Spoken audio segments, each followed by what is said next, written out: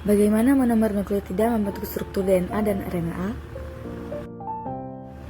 Monomer nukleotida membentuk struktur DNA dan RNA melalui proses polimerisasi, dan monomer nukleotida dihubungkan melalui ikatan fosfat deoksiribosa untuk DNA atau fosfat ribosa untuk RNA.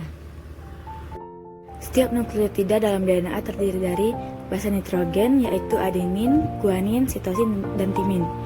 Kemudian ada deoksiribosa, yaitu suatu gula pentosa, dan ion fosfat. Adenin, timin, dan guanin, sitosin merupakan pasangan basa AT dan CG setelah polimerisasi.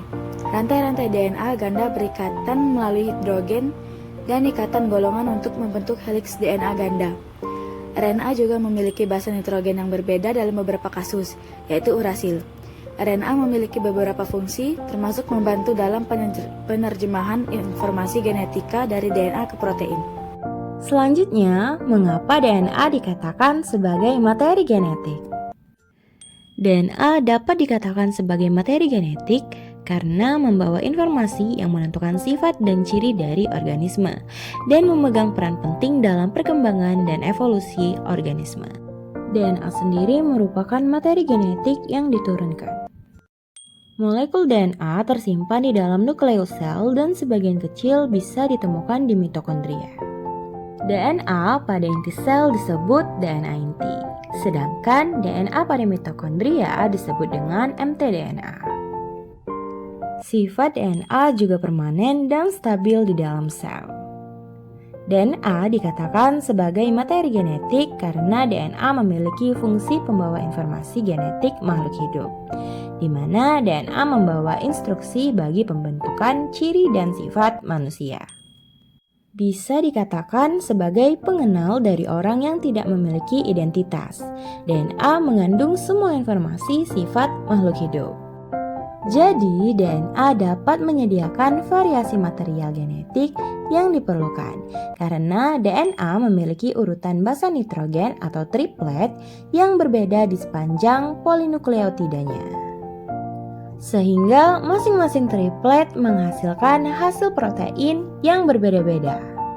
Baiklah, yang ketiga ada mengapa replikasi terjadi secara semi-konservatif, yaitu replika DNA terjadi secara semi-konservatif karena setiap rantai ganda DNA dipisahkan saat proses replikasi dan masing-masing rantai dipakai sebagai molde untuk membentuk dua rantai baru. Rantai baru ini terdiri dari campuran antara materi dari rantai asli dan materi baru yang disintesis pada saat replikasi. Proses replikasi DNA dimulai dengan pemisahan rantai ganda DNA. Setelah itu, enzim helikase membuka heliks DNA dan enzim perimase memulai sintesis RNA primer pada rantai-rantai DNA terbuka. Enzim DNA polimerase 3 memanfaatkan RNA primer sebagai molde untuk memulai sintesis DNA baru dengan menambahkan nukleotida-nukleotida baru pada rantai-rantai DNA terbuka.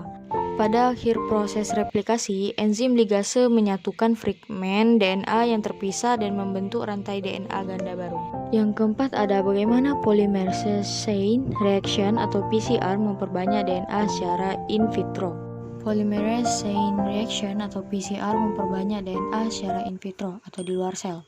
Proses PCR memanfaatkan enzim DNA polymerase untuk memperbanyak segmen DNA yang spesifik dan memperluang proses replikasi DNA.